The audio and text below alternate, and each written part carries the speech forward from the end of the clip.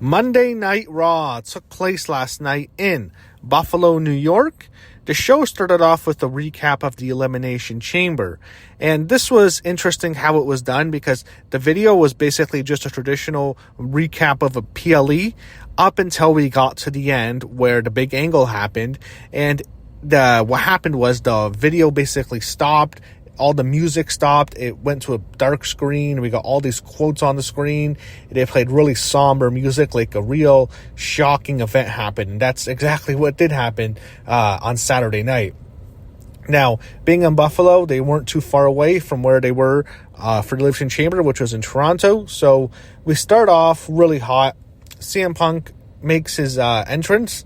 And he's basically like charging to the ring. He's going to the ring and we think he's going to go. But instead he goes, grabs the mic and he stands on the announce table. And he just goes and he starts shooting on The Rock and John Cena basically. First he goes after The Rock for showing up when he feels like it and being a sellout. He criticized him for having a fake belt, which was pretty ironic because that's exactly what Punk did. But he's really, a lot of the stuff he's attacking The Rock and is what he attacked him previously. But then when he went after John Cena, I thought it got a lot better. He's saying Cena sold his soul. He lied to the fans. We all see through him now. And he talks about how really Cena lied to all these kids and he betrayed them. And then he ends with a Make-A-Wish line, which was very well done. Then he goes after Seth Rollins, but this doesn't really last long because he actually mentioned Becky Lynch's name, which was interesting. But he mentioned Becky being at home and then Seth's music hit and they just go and they have a fight, man. They have a brawl between the two of them. It's one of the best pull-aparts I've seen in a while. They're fighting all over the arena in Buffalo. Eventually, security stops them at the break. People in the U.S. didn't see us, but at the break, as international viewers saw this, they actually fought again briefly in the crowd, but they were separated. Great angle. And it's interesting to see where this ended up going. Next, we went backstage to see the Judgment Day. Liv Morgan is there, all bruised up, by the way. She posted a photo on social media of all her bruises. It was nasty, man. It's like she got into a car wreck or something. It's how bad it looked. She's just bruising everywhere. But I have to give her credit. She really took a lot of punishment in that match. She was the MVP of that match, and I've never been a huge Liv fan, especially in the ring. But man, she was awesome on Saturday. But she was there with Raquel and Finn still angry at... actually, Finn was happy for Liv and Raquel for being the tag team champions. They won it last week. But he's still mad at Dom and Carlito. And the whole thing is that he doesn't want a new member. I don't see why it's such a big deal to have a new member. They've had so many new members. I mean, look at the history of Judgment Day. Finn himself was a new member. They've had 1 million new members. Is it a big deal to have one more new member? I don't know. So we had Otis go to the ring, and then at the break, Gunther comes out, and he just runs Otis down on the mic. He says that when he wakes up, he sees the world title around, the world belt. He said the term belt. Vince hated the word belt. Anyway, he says the belt is around his waist, but when Otis, when he looks in the mirror, he can't find a belt that fits, and that was a clever line, calling Otis fat. They had a good matchup here. Otis got some offense in, and it's fine for Otis to have offense because of his size. He can get offense in on Gunther. But the match was fun. Gunther won. After the match, he's getting ready to beat down Otis again. But then Tozawa tries to stop it. Gunther beats down Tozawa. And all of a sudden, Jey Uso makes a save. Gunther retreats after that. And then A-Town Down Under out of nowhere attacks Jey Uso. This is something for him to do before Mania, just trying to kill time. Jey fights down A-Town Down Under. He fights out Theory and Waller. However, Gunther sneaks back into the ring, and he basically puts Jey out with a sleeper hold. So Gunther got the heat this week. We got a really good video package with Rhea Ripley and Io Sky for the main event tonight. At the break, Jackie Redmond interviewed Bayley, who's like on every show, but she has nothing to do. It's the funniest thing. Then he had Kathy Kelly interviewing AJ Styles, and she asked him specifically about John Cena turning heel. And all of a sudden, AJ's basically grabbed by Karrion Kross, who put his arm around him and wants him to turn heel. I don't know. I don't really want to see AJ Styles and Karrion Kross. I think Karrion's going to face Sammy. I think that's his spot at WrestleMania. I think it's AJ and Logan, but I don't know why they're doing this right now. AJ then said he's going to call Logan Paul out next week at Madison Square Garden, which is going to be a big show. We're in the Garden next week. I don't think Cena's going to be there, but man, Rock could be there. It's the Garden.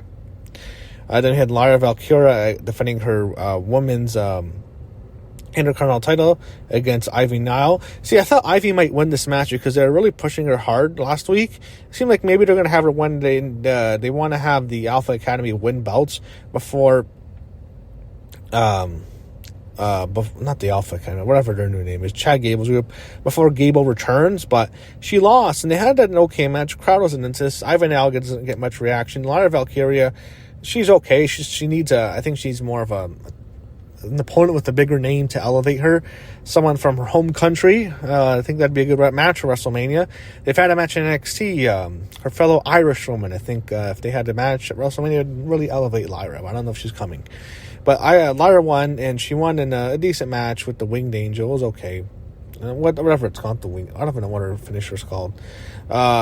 Then you had a recap of the opening of the show again.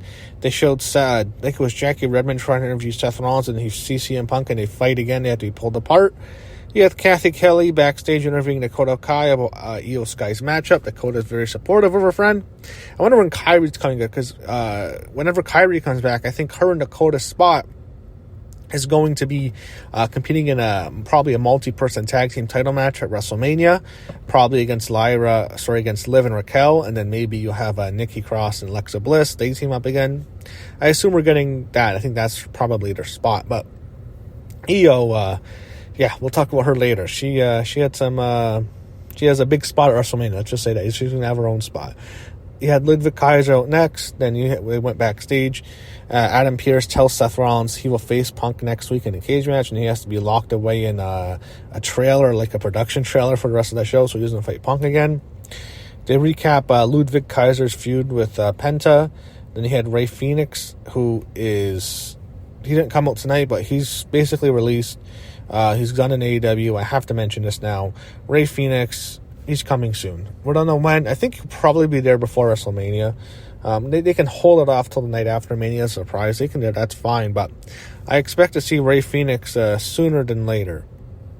But Ludwig Kaiser cuts a promo on Penta, and then Penta comes out. He lays out Kaiser, sends him retreating. Backstage, Kathy Kelly interviews Bianca Belair, and Bianca refuses to answer Kathy's question, basically about what happened with Jade and Naomi, making us think maybe she's in on it. We don't know. But rather, she wants to focus on Rhea and Io tonight, and she did. She was involved in more ways than one. She focused more than I thought we all thought she would. Jackie Redmond, she interviews A-Town Down Under at the break. Waller basically shouts out The Rock, and I don't think that's good because Rock and Bear's Theory last year and a half ago with McAfee on SmackDown. But he says Jay's a choker. He's going to lose like Josh Allen, and fans hated that. Then Theory does the yeet again, and that angers Waller. Chad Gable learns about Lucha Libre in this vignette. He's basically somewhere in Mexico, and we don't know where the location. We meet he goes like to this restaurant or something, and he gets a location, and he meets this bearded guy who gives him a box, and he basically has to give him $500 American, which is like so much for Mexico. It was actually pretty funny. And then he basically gets a box, and I assume the box is a mask, and he's going to return as a luchador, but maybe not. But that's probably where we're going. Tag team titles are on next. War Raiders defended titles against the Creed Brothers. Okay matchup. War Raiders won. Not much here for Creed Brothers. We'll see what they go next. But again, I'm a little bit surprised that they have nothing for Gable when he comes back. Like they won no gold for him. So they show highlights of Kevin Owens and Sami Zayn. And they say Sammy's out indefinitely. You had an LWO video package on New Day, and Ray is back, and Ray appears with them, and it's going to be a Tornado tag team match in Madison Square Garden next week. It's going to be Ray and Dragon Lee against Xavier and Kofi. Rhea Ripley and Io Sky, they showed them both warming up backstage. And then we had Jackie Redmond interviewing Braun Breaker. He's at the break, and he's basically just a babyface now. He's doing the dog chant with the fans. I think his spear on ISHO Speed made him a permanent babyface. And I'm speaking for everyone who saw what Travis Scott, that scumbag, did to Cody Rhodes at Elimination Chamber, taking a cheap shot at Cody, probably hurting Cody. I think we would all pay money to see Braun Breaker spear Travis Scott the same way he speared ISHO Speed. I think we'd all pay money to see that. I'd love to see that, but Braun's in the crowd. He's being interviewed, and then Finn Balor interrupts an interview he had with Jackie. He heads to the ring. He cuts a promo on Braun, and by this time, basically, they're back from break, and he's calling him out as he's in the crowd. They're setting up a match, obviously. Then Braun heads down to the ring. It was basically going to be a setup with Judgment Day where Carlito and Dom take out Braun, but Braun just beats him up like nothing. He goes after Balor. He kicks his ass. Balor runs away with Dom. But Carlito was left there. And once he sees Carlito, he gives him a brutal spear on the outside. And really crushed Carlito. They show highlights of John Cena's heel turn again. Michael Cole said he talked to Cody. And Cody will address the situation this Friday on SmackDown in Philadelphia. The same city where he won the WWE Championship last year at WrestleMania. They preview next week's show at Madison Square Garden, which, again, there has to be something. I'm sure it's going to be a big show. They're going to have a great cage match, Punk and Rollins. You have a tornado tag match. You're going to have a lot of good stuff on that show, but there has to be like something significant happening because it's the Garden. And I believe that's going to be the last Raw next week before they head to Europe for like 3 straight Raws. And Cena's going to be in all those Raws, but they're gone for like 3 weeks. And I don't think Cena should come back right away at the Garden, but I mean, there's something, I don't know if it's Rock, something has to happen on that show. You had Jay talking to the Alpha Academy backstage. Then he's interviewed by Kathy Kelly. He just cuts the same old promo. Everyone's doubting me. Everyone's doubting me. Whatever. It's the same stuff. It's just so boring. It's the same shit every single week with this guy. It is so repetitive. I'm waiting. When are the fans going to turn on this guy? It's going to happen eventually. I mean, it is so fucking boring. It's the same garbage. Everyone's doubting me. Yeah, I have more reason to doubt you, Jay. I'm one of the people doubting you because I think your promos suck. I think your spears suck. I think a lot of your matches suck. I don't think he's world championship material. He's just an entrance. That's all he is. He's nothing more than that.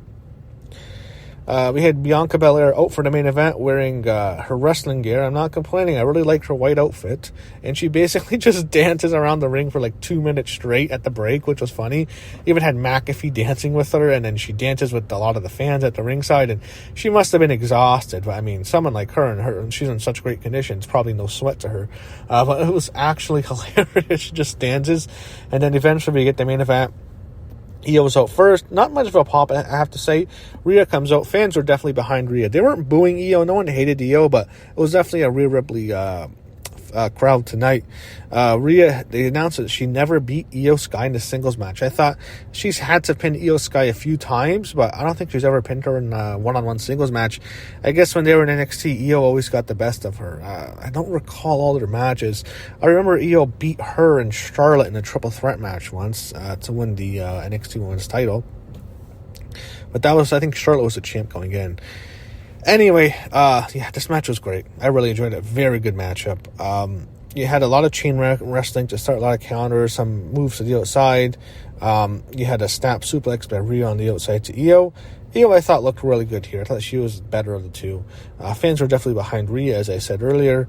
Io uses all the finishers of her Damage Control members in this match, and that was a really cool spot. First she did Dakota's kick, and then she did Kairi Sane's insane elbow, and then she did Asuka's Asuka lock, but Rhea got out of all 3 of them. She hit the over the moonsault onto Rhea, but Rhea was laying on her chest, so she only hit her back, and she was going to pin her, but then Rhea got her bottom foot on the rope, and it saved her. And then they get to the outside, and Rhea eventually takes control. She hits 2 electric chairs onto Io. One of them hit the apron, one of them hit the announce table. It looks like it's it for Io. She's recovering in the ring, and then Rhea spots on the corner of her eye that Bianca Belair is sitting at ringside, is rooting for Io Sky. She's rooting against her. And Bianca and Rhea's like, why are you rooting against me? She's taking offense to it. I would actually think, well, maybe she's rooting against you because she thinks Io is the easier opponent. Doesn't that work? I mean, you want to win, you want to face the lighter opponent. That's how I kind of thought of it. But Rhea's like offended by it. She's so mad at Bianca. They start shoving each other. Bianca shoves her back, and then they just think that's it. That's a disqualification. I thought, all right, maybe that's how we get the triple threat match at Mania. Bianca gets Io disqualified, and remember, Rhea got Io disqualified when she attacked. I don't remember. Was it Nia, or when Nia and Candice ran down, something like that? So each woman has gone. Io's been screwed out of the title twice when she's been disqualified by both women, so maybe that leads to a triple threat, but no, that's not what happened. She gets angry at her, and Rhea gets in the ring, and she's so upset that she's going to punish Io Sky. She sets her up on the top rope for a riptide from the top. Io reverses with the Hurricanrana, and Io hits a second over the moonsault onto Rhea, and she pins Rhea Ripley. 1, 2, 3. Io Sky, your new World Women's Champion. Wow, that was a shock. I was not expecting that. Great moment. I enjoyed it. I thought they had a good match. I was surprised to see Io win the belt, and I'm not complaining. I like seeing Io as champion again, and hopefully we get the triple threat. I assume that has to be the direction, because there's no way that Rhea is going to be left off the WrestleMania card, because I don't see where else she's going to really fit in. It's going to be a triple threat for sure at WrestleMania, and I'm sure the three of them will have a great match. And that recapped Raw. Really happy for Io Sky. Happy to see her win the belt. And overall, a fun show. And a good follow-up show from the Elimination Chamber. Obviously, you couldn't follow up the main angle because no one was there, but still a very good show. And I thought you had a really strong opening with Punk and Rollins, and you had a very strong finish with the main event. So I enjoyed Raw this week, and I'm looking forward to seeing what's next as we continue to drive down the road to WrestleMania.